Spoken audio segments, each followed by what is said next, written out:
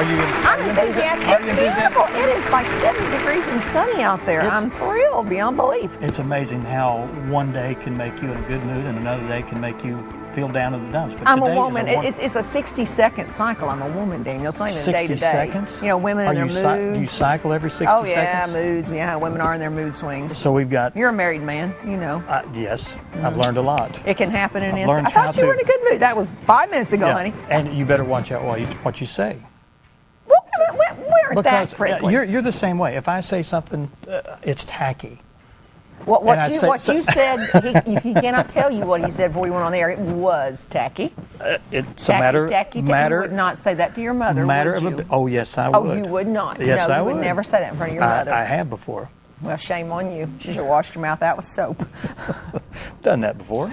I've had the bar of soap in my mouth before. I've never had the bar of soap. These days it's liquid soap. Yeah, a teaspoon of this. No, I probably shouldn't. My mother was a good mama, so I do have a bad story on her. I shouldn't tell. Everybody knows her. Were you a disciplinarian when you were raising your children? Oh yes, very much so. I mean, pretty staunch. A drill sergeant, yes. Oh really? You ask my children. You can't now. You have a daughter. I have a daughter and a son. I have a stepson who's 15. Now let me ask you this: was the daughter more? Did you have to rule over her a little bit more than the son? She was more difficult because she's too much like her mother. She was difficult. She's more difficult. She's too much like her mother. She's and who was her headstrong. mother? Who was her mother? Very Admit funny. It, please. Very funny. Headstrong and stubborn, all that. And Eamon Wade was always a much more complacent, easygoing child. Oh, so it had to. They both got spankings. You know, when they didn't, because I did. Yes, I spanked. Real spankings in public. Nothing wrong you with should it. be behind bars. I know people. They'll send me the hate mail, but I don't think there's anything wrong with it myself. And but he didn't get as many probably. Ashley was more, you know, she had talked back. Yeah. Did she ever catch you? Did you ever catch her in a lie? Of course, she's a kid. Of course, I caught her in a lie. Duh. Yeah. Mm-hmm. Yeah, that sort of thing. Does it kind of break your heart when they lie to you? No, it's expected. Really? Okay. I'm not some fine. But you lied too, I guess. Of course, a kid. Yeah, like they say, if your child, the minute they learn to speak, they've lied to you. I mean, for heaven's sakes, the little, but you know, chocolate all over their faces. I remember, and his name he will remain nameless because everybody in Yellow would know him. But anyway, he was a little boy one time, and he wasn't supposed to get in the candy. And he came around the corner and he had chocolate all over his face. His mom caught him. When they're adolescents. And so he whirled around and she said, "Have you been in the candy?" And he went, like that. What about when they're teenagers, though? Oh, it's even worse. Oh, really? Yeah. Really? You raised teenagers. I got 2 boys. Yeah, but you think the boys, they never ever lied to you? They kept things from me, I think. And that's not the same thing? It is probably the same thing, but not a direct, did you do this? And they would... They say, no, I didn't. If they lied, they were pretty convincing. Well, it's one of those things. I remember one time when the river flooded all those years ago back in the 80s, and I wanted to go down and look at it, and Mama told me I couldn't go because she thought it was dangerous. But I was going to go to town.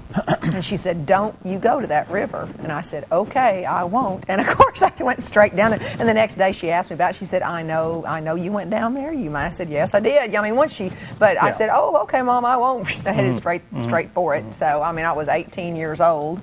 And I wasn't. Mother, you should have kept me home that night because there was no way I wasn't going to go down there and look at the river flooding and things like that. You're going to be leaving the country. When is it? In June or yes, April? June?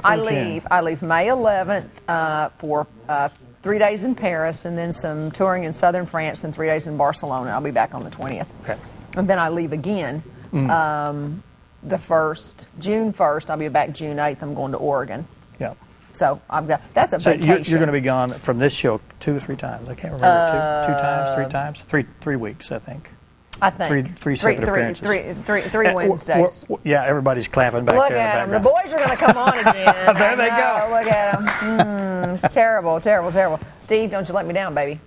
So we're actually looking for someone to fill in your spot, and I seriously want to hear from you if you're interested in filling this spot for those 3 times.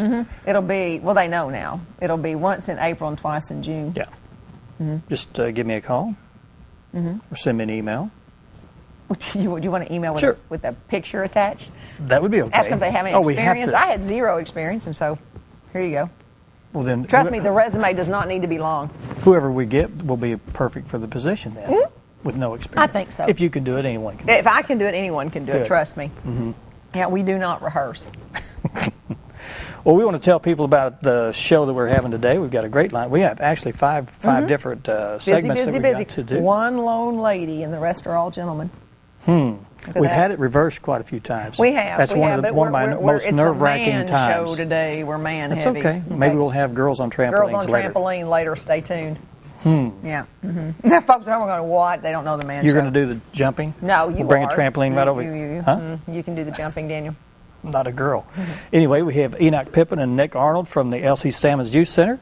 We're going to be talking about a kids rally. Yeah, they've and always also bike rodeo. Going on. Always. You know, they were here a few weeks ago, and I know, the week that you were not here. I know. And we had an excellent time with us guys. Did we not? Yeah, without me, I know.